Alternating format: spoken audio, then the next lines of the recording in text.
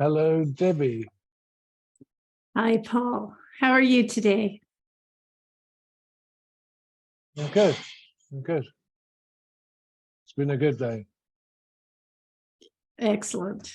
So today we said we are going to be talking about mindfulness and sharing some tips and ideas and thoughts on how our listeners can participate in mindfulness.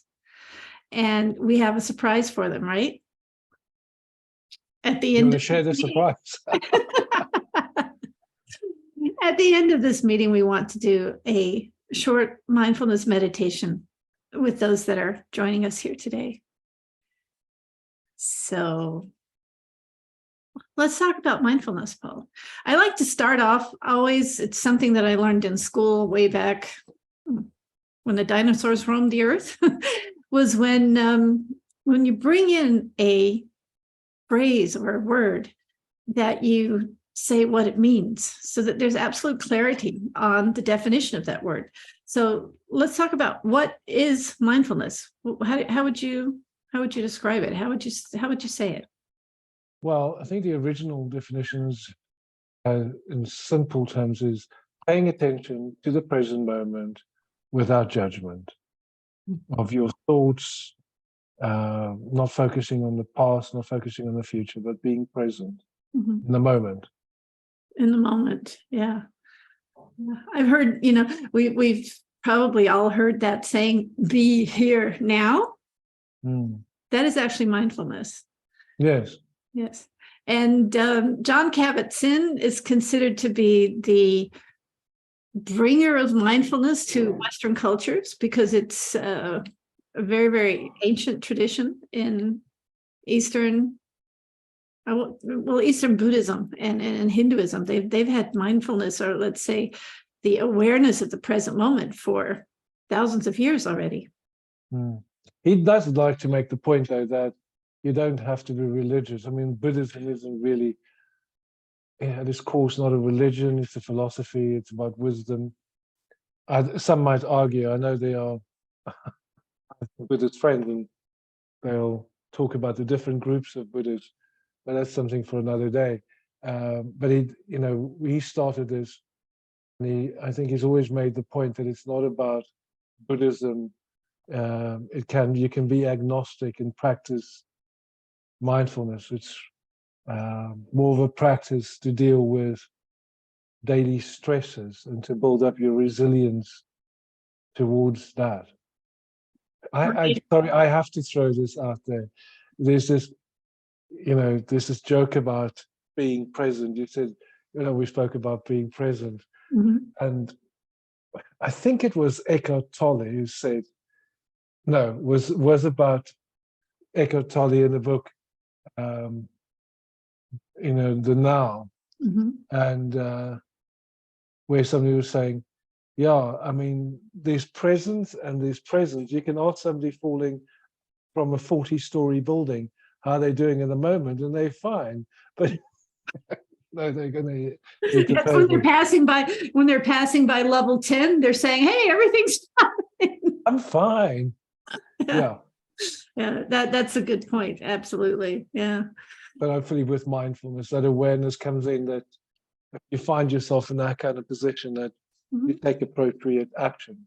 I think the idea behind mindfulness is that you're not worried, you're not stuck in your past, and you're not actually worried about the future, but you're actually in the present doing something for your future. Well, even when Eckhart Tolle speaks about the now, I think he says that never is it about, you can take the time to plan your future, but you don't live worrying about your future. Right. I mean, when we do take it to practical, excuse me, my eyes itching. Take it to in the present moment, my eyes itching. It wasn't itching earlier. No, if you think about goal setting, an objective, and we spoke about goal setting this morning, you set your goals, and then you make sure your actions align with those goals. So you do that. It's not like you're always just in the present, but you do spend your time in the present working on your objectives. Mm-hmm. So let me just ask you, how could we help someone to spend their time in the present? I mean, we all have thoughts going through our heads all the time. We're always, we have to-do lists, and then we have stuff that we didn't put on our to-do list, and we know we've got to put it on the to-do list. We've got appointments to do, places to go, things to do. How can we turn off this busyness? And do we even want to? Is that a good idea? I'm going to let you answer that question. Yeah. Well, especially the last bit. Do we even want to? Well, actually, I think we do need to. And I do think mindfulness definitely helps us to do that. If we are using mindfulness as a tool to stay in the present moment. I'm trying to think of this saying, there's like the past is history and the future is a mystery. And the only thing we can change is right now. So if we have tools and resources and things that we can access that help us to stay in the moment, then we are already having a lot less stress in our lives, if you think about it. So if I know I can depend on my to-do list to take me from where I am now to where I need to be, right? So I know I need to get whatever, dinner cooked, children picked up from school, work done, a presentation done, a meeting with my boss, whatever it is, right? If I know I have a way of making sure nothing slides through the cracks and I can depend on that, I have trust that I know what I'm doing, then that is a type of mindfulness. It's because in that respect,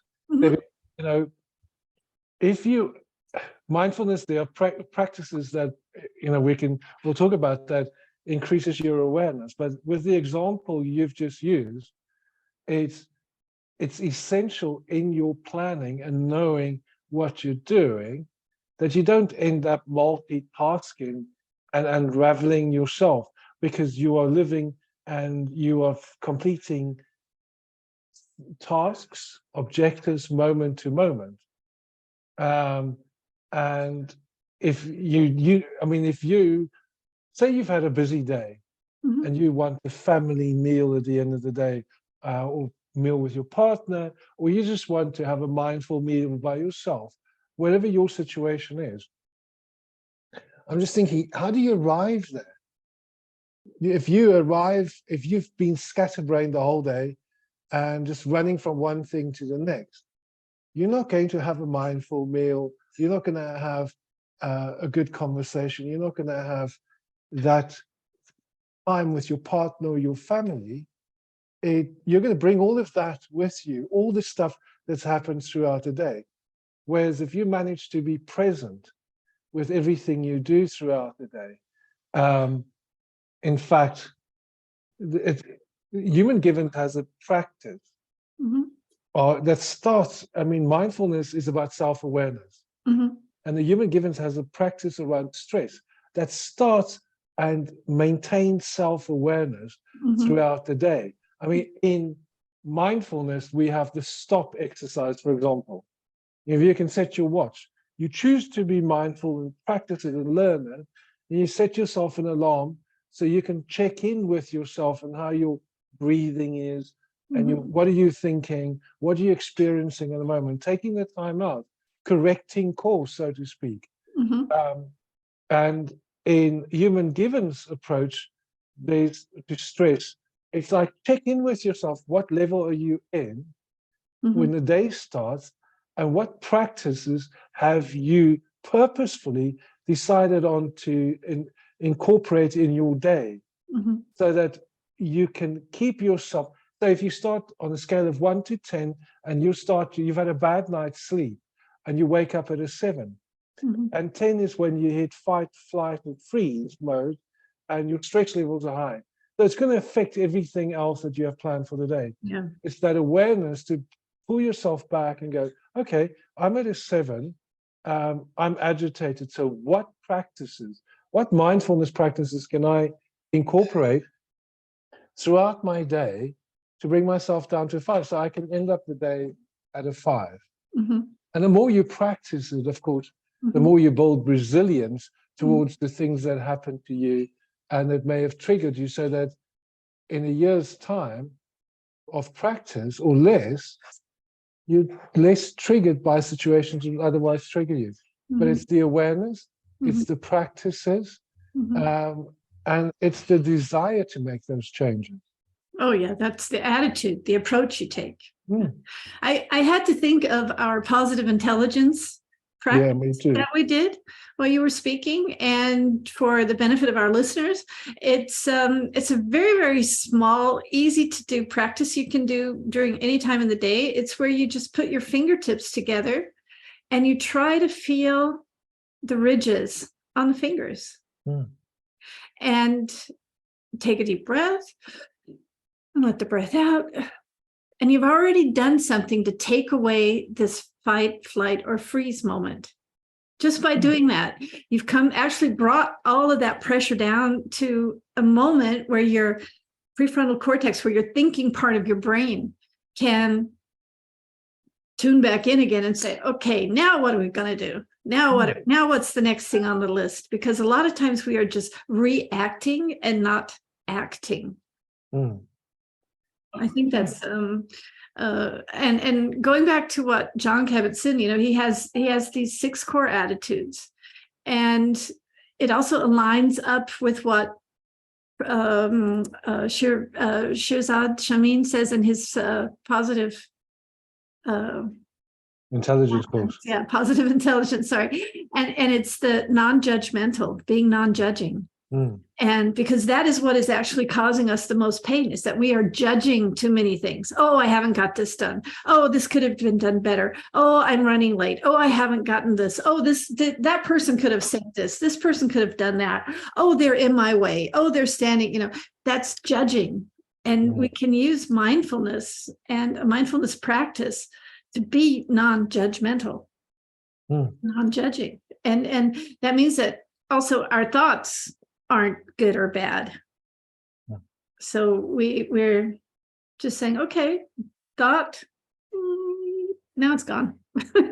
Just let the thought kind of go through your mind and let it go. So there's a lot for our everyday lives that can be, oh God, we can just use mindfulness to improve our everyday lives.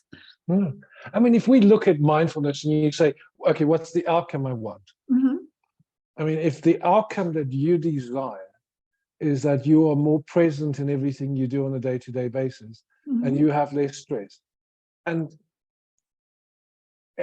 also able to deal better with moments when you're experiencing stress, because you're still going to have moments where you have an emotional reaction.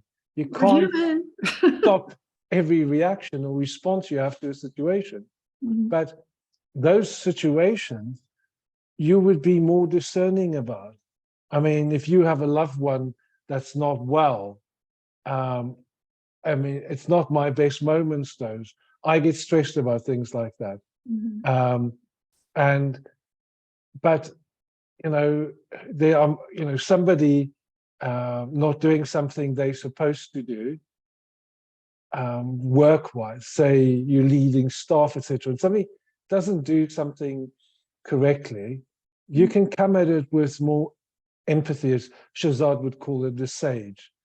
Come at it with the sage. We all make mistakes. Instead of judging that person, judging the situation, you are just more present. But to stay in that present moment and to have that presence in the moment, you need to have practices. You need to be able to check in with yourself. So that's the beauty. You know what I find about mindfulness that's so amazing is you have tools. I mean, I'm a coach. I love tools. Anything that can help me do something better. And then what happens is once you're willing, and I mean, the data is there. mindfulness helps with stress. I don't like unnecessary stress in my life. So what are the things? So you have to accept certain things. So, okay, these are truths. This will help me with stress. I don't like having stress in my life. So what practices do I need to incorporate?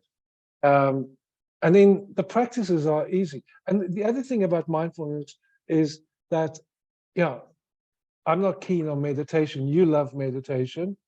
I love binaural sounds.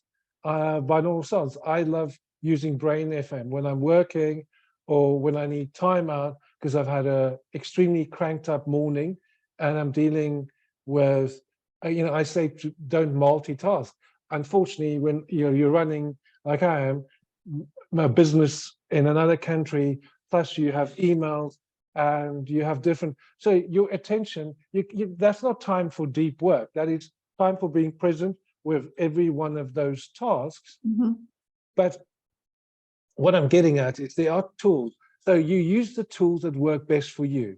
Mm-hmm. So for you, it's meditation. For me, it's either using binaural sounds or using the PQs, Mm-hmm. or I love hypnosis. Yeah. I love Glenn Harrold's hypnosis. It's just, it brings me back to the present, so I can turn up my best version as well. And it keeps coming up for me as we're chatting, and it always has. It's the willingness from self. It's your mindset. Nobody, it's like that old saying, you can take a horse to water, but you can't make him drink. You're going to falter along the way, but as long as you're willing to keep getting up and do the practices, take the judgment out of it and do the practices. It's an attitude.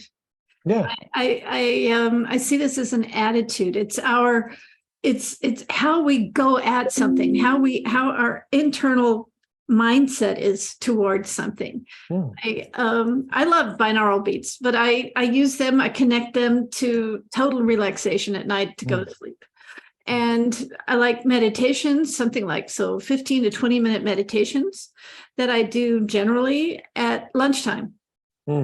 And it's simply because that help in the mornings. I've got a lot of stuff to do and I'm running around and I'm a normal person, right? So doing whatever it is normal people do. And that's when I think around lunchtime, oh, wait a minute. Where are you on your to-do list, on your tasks? And I sometimes notice that if I don't keep up with my meditations, which has happened, right? Only human, is that I get behind on what I set myself up to do, what I wanted to do. I start arguing with myself, having this self-dialogue that I don't have those 20 minutes. In those 20 minutes, I could do X, Y, Z. But actually, doing a meditation, I'm way more focused afterwards, and I get a heck of a lot more done than if I were just, going on and on and on, because the distractions pick up on me. I love rabbit holes. I can go down rabbit holes and enjoy everything. Next shiny object syndrome. That's my middle name. So I enjoy the knowledge. I enjoy knowing that I have a resource that helps me to stay focused. That's what it is. So what happens to you, Debbie? Let me ask you. I was just thinking. So describe to us what happens for you on a day that you meditate and then a day where you miss a meditation. How do you arrive typically at the end of that day? How do I arrive at the end of that day?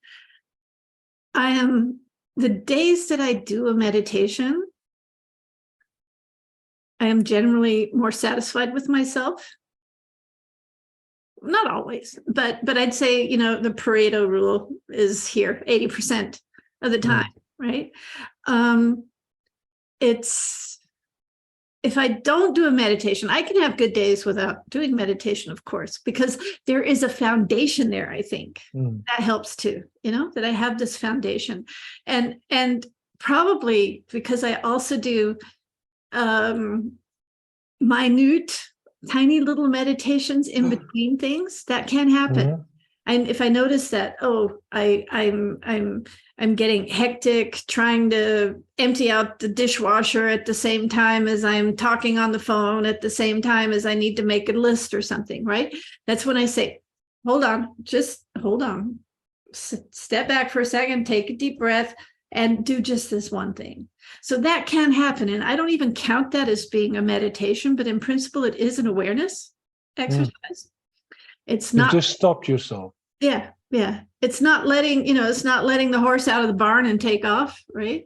But what I'm really asking is, if you imagine not a regular day, I know there's regular days, and in meditation, it's not going to make that much of a difference as long as you keep up the practice. But if you've had a really bad day, or the day is really stressful, has meditations made any difference for you there? That is the day that I particularly do meditation. Okay. You know the story, but I'll share it with our audience here, is that last year in September, I was in a rush to go to the barn because the farrier was coming to my horse, and had a big SUV that was really tight in the garage, and I couldn't see. It had a camera in the back, but it didn't have one on the sides or anything. And long story short, I ran over my dog, and she was screaming, and I couldn't. Where's the sound coming from? Is the radio on? It was really horrid, absolutely horrendous. And so we got that fixed, thank God. She's well again. But we saw her earlier. Yes, she goes in and out of the door. Yeah. So, but that was on Wednesday or Thursday. And on Sunday, my husband had a heart attack that Sunday. And it was during COVID time, and nobody was allowed into the hospital. It was, really locked down. Nobody could go anywhere type of thing. So he was in the hospital. I had no idea how he was doing, what was going on, how he was feeling. And he had to stay in the hospital and had the surgery done. And at the same time, we had one of our horses that we had bred and raised ourselves, and beautiful, lovely little horse, sweetheart without end, not a nasty bone in her body. And she was suffering from an illness that horses have that turned out to be fatal for her. We had to have her put to sleep. And that was the same week. So I had 3 things come up in that week: dog, husband, horse, right? That were, each one by itself would have been enough. It was enough, right? It was enough. And then I had it in 3. I had, threefold. And I thought, okay, how can I retain my sanity here? Because it's also COVID. You couldn't have friends come over. You weren't able to have somebody come in and give you a hug or something. That wasn't allowed. It was I was here and all by myself, and I did gratitude exercises. I went to bed at night, and all I did was count my blessings. That's how I went to sleep. I counted my blessings, and they sounded something like, thank God the vet was there. Thank God my vet was able to help. Thank God, I didn't, if it was thank God, or if it was thank you, or if it was thanks to the universe, or I am appreciative of this. It was just, I was thankful for this. I was thankful that the doctors at the hospital recognized it was a heart attack right away. I was grateful that they said, oh, we'll do something about it right away, instead of putting you in a room and waiting to see what happens. I was looking at everything from a point of view, what can I be grateful for? And I was grateful that the folks at the barn were there for the horse during this time, because I couldn't leave the dog alone. She was all, ooh. And so I was grateful for all of these things, and I was counting these blessings. Oh God, hours on end, every single night, because otherwise you'd be laying in bed worrying, right? But what can I change? I can't change anything if I worry. So that was, for me, that's a mindfulness exercise. The gratitude. It's a mindfulness exercise. So yeah, I think when we, Well, could you just tell everybody your husband's fine now? yeah, he's The dog's fine. fine. He's fine. Yes, he's The fine. horse, And unfortunately, was put yeah, down. yeah. Well, he rides the horse that we still have. We still have a horse, and he spends a lot of time at the barn taking care of him.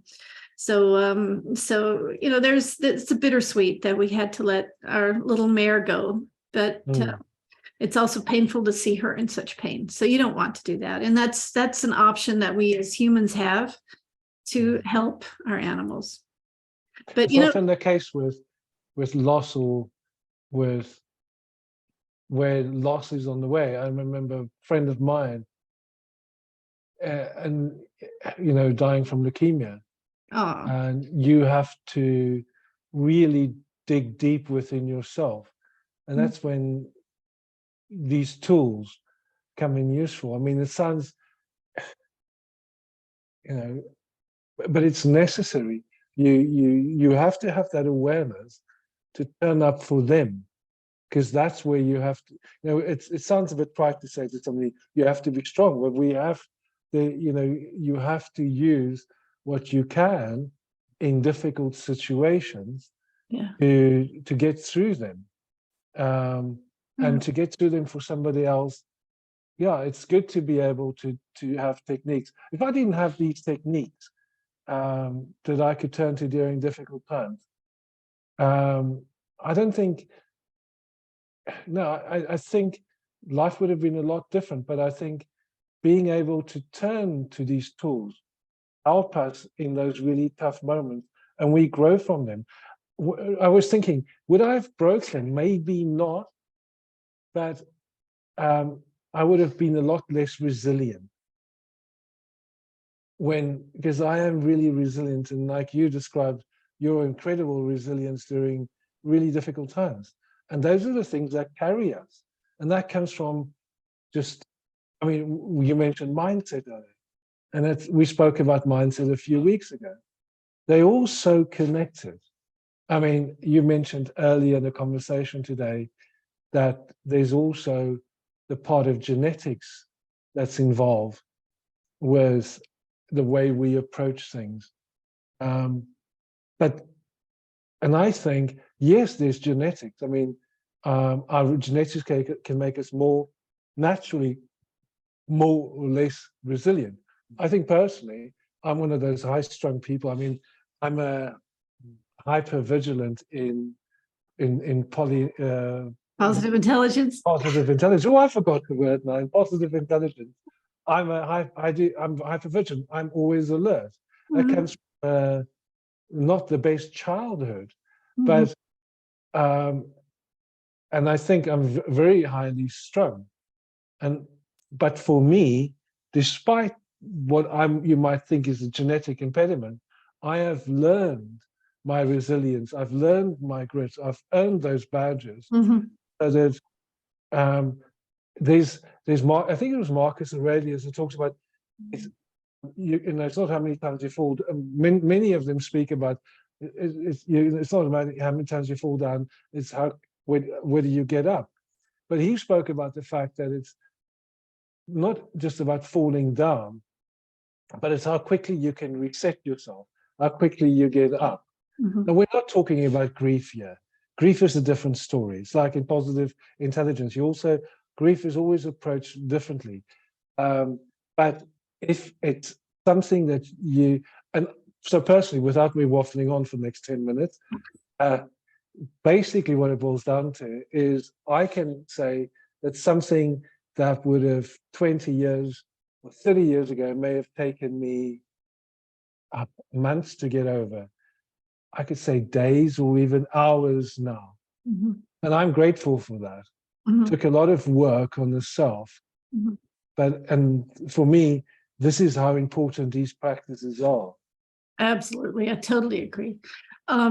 Just for clarity, the conversation about genetics was in a conversation that wasn't here, but earlier this morning that we had. Sorry, yeah.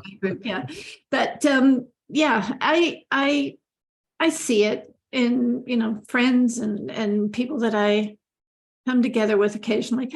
There are people that are living so unaware of what how they are impacting their surroundings, the people around them. Had a really tragic thing happen to a family here that's more or less at the edge of my friendships here.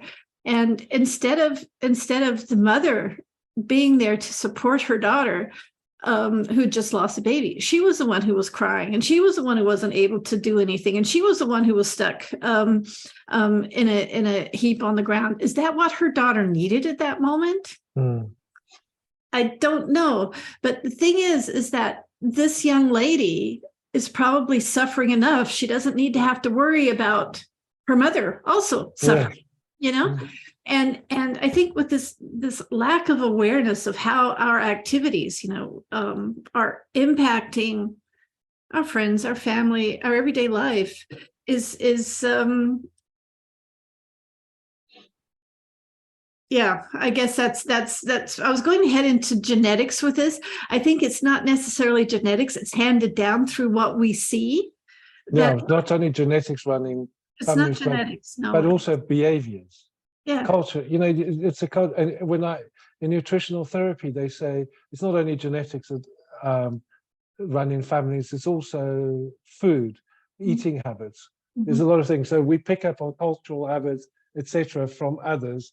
And our first learning point there, or point of learning, is our family, of course, and our community. Something that comes up for me is one of the questions you ask yourself with mindfulness is, what emotions am I experiencing right now? And how does this thought affect my body? Or how is this thought affecting my emotions? And it just the importance of this is, like, we had a discussion with another colleague who runs a group of men who were surprised that they are able to talk about their emotions. They find it difficult to talk about. I think more women I mean, you as a woman, you'd be able to obviously tell me, whether women have a better grasp of emotions. The example you just gave, obviously, some people don't. I always have made the assumption that women have a better grasp, but maybe I'm not being, maybe I should go and think about that more. But women, the point I'm trying to make here is that in this discussion, it was just so surprising to hear about men in their 60s and 70s not understanding that they can talk about the fact that they're angry, and they can explain why they're angry and maybe analyze those emotions and go deeper. And I think that's what mindfulness does for you. It allows that self-awareness. Let me pick up there. One of the key things that we don't learn is the language of emotions. We don't learn that. I remember when I was doing my coaching, I was studying coaching, and one of the first exercises we had was to get differentiated information about emotions. So it's not only angry, but it was, at what level of anger? Are you livid? Are you upset? Are you irritated? You don't even know these different nuances. I mean, that can go into extreme lists of what it is. And learning to differentiate that's an awareness exercise as well. It's how angry am I right now? Is it on a scale of 1 to 10? Am I just feeling annoyed? Is it irritating me? Is it triggering me? These levels, and also, is it is it love? Is it passion? Is it desire? Is it caring? What is it? What is it that I'm feeling right now? And when we start learning the language of our emotions, that's when we can start to communicate it. We can't communicate if we don't know how to say it. If we don't have the words for it. Then we resort to just a few emotions, and that causes a lot. I mean, have we spoken about emotional intelligence? We've spoken about emotional intelligence, but anyway, It calls not. This is a very important part of that, creating that self-awareness where you can go, well, I'm not really that angry. So you can turn off all that chemical response that's going on in your body. You can sort of dissipate it, and you can return to the present moment.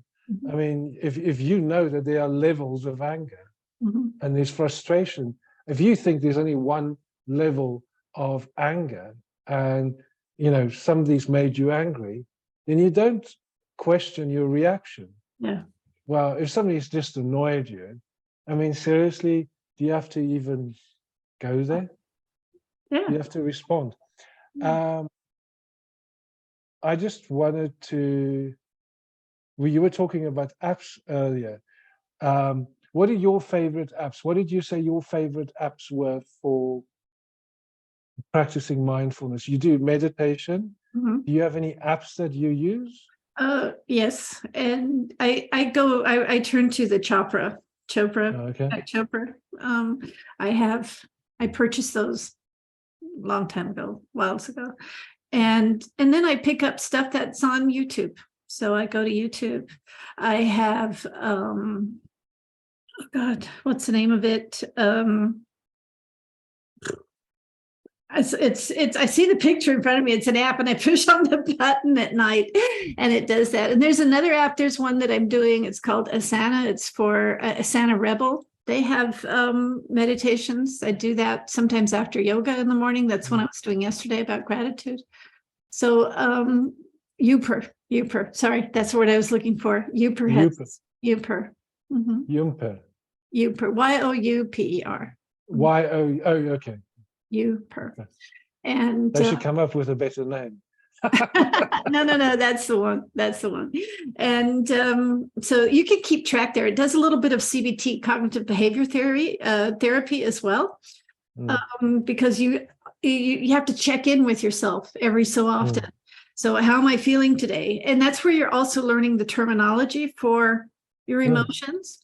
I think it's a really, really valuable one, but there are more out there. There's Calm is one of them, and then there's a lot of apps out there.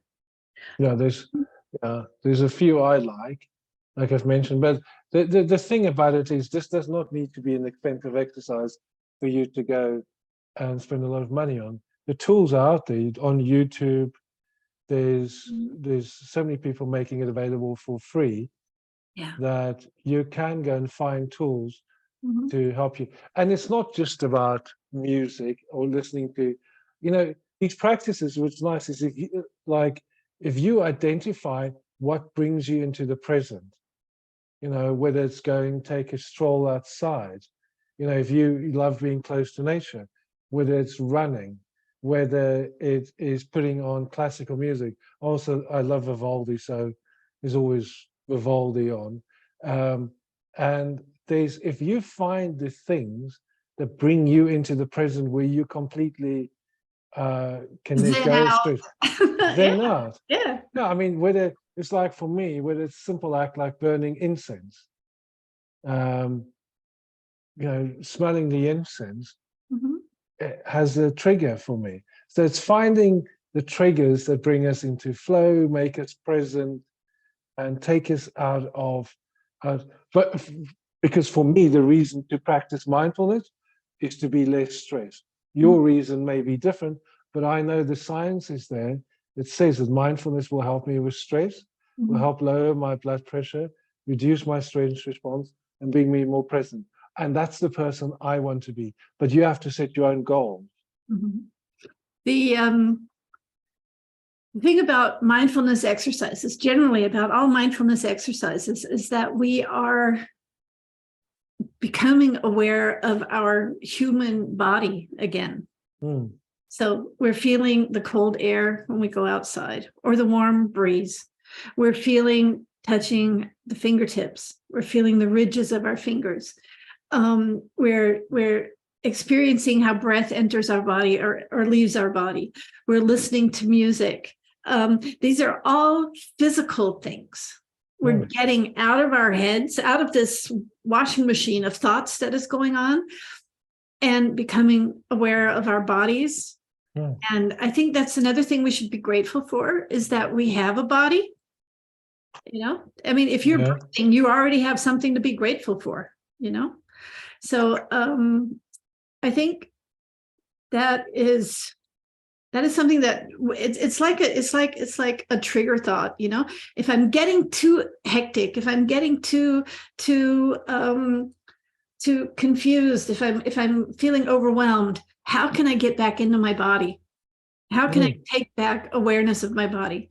Listen to music. Do I need to do a dance? Do I want to turn on the radio and turn it up and do a, RESPECT with Aretha Franklin or something? What do I want to do? And then you'll notice that when you've taken back your senses, all five senses, not just the thinking one, right? But you're seeing, hearing, smelling, feeling, tasting again. You're back in reality. Well, John Kabat-Zinn says coming to our senses. Right, exactly. Coming to our senses. Which reminds me, Paul, we had promised folks that we would help them, or we would offer them a brief meditation and a brief mindfulness. Yeah, it's just a scan, a body scan. It's one of the mindfulness techniques. Mm-hmm. So I just created a little 2-minute mindfulness body scan for anybody that wants to become more present in this moment, and also just give them a taste of what it is to check in with themselves. Okay. Before you get started with that, I want to thank everyone who's been listening. And I think we'll close with that. Okay. So that we don't force folks to actually come back to us afterwards. Yes. They can sit in that peacefulness for a moment, and we'll just close the meeting after you're done with your mindfulness exercise with us. Okay? Yes. And I also want to thank everybody for listening now in the present and in the future present. Absolutely. Thank you from my side too. And again, thank you, Debbie, for a good chat. I really enjoyed that. Paul. Oh, it's always, like I said to you before, it gives so much insight comes from these.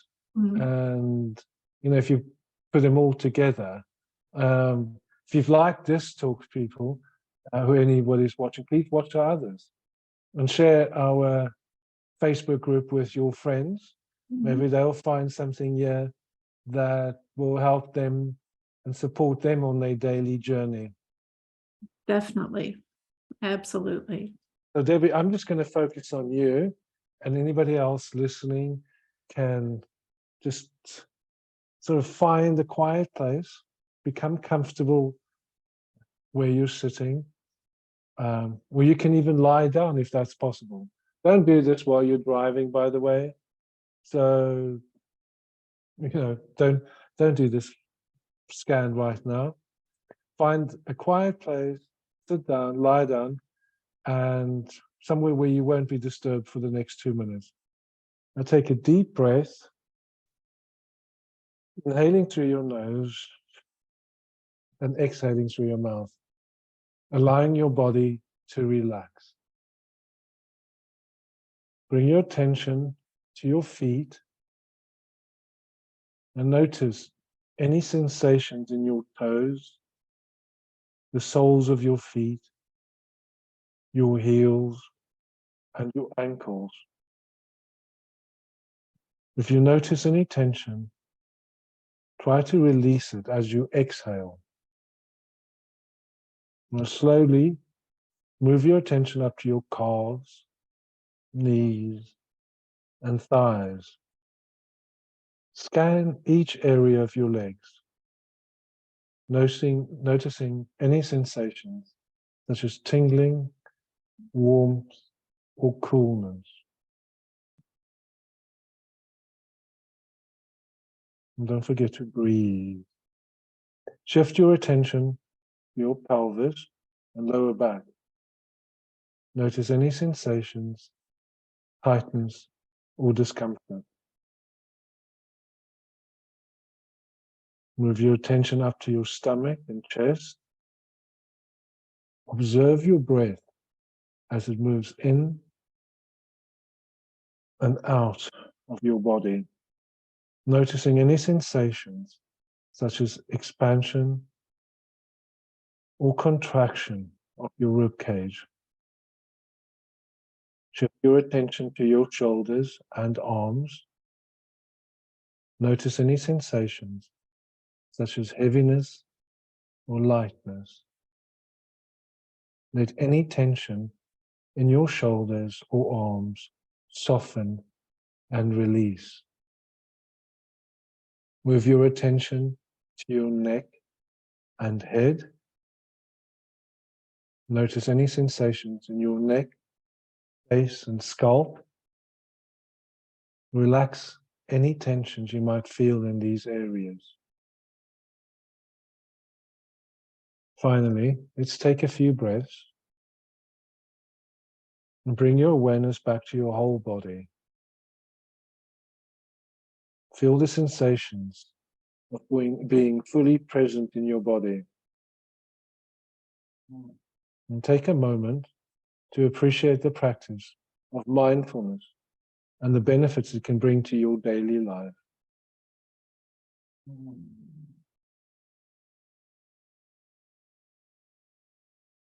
Thank you.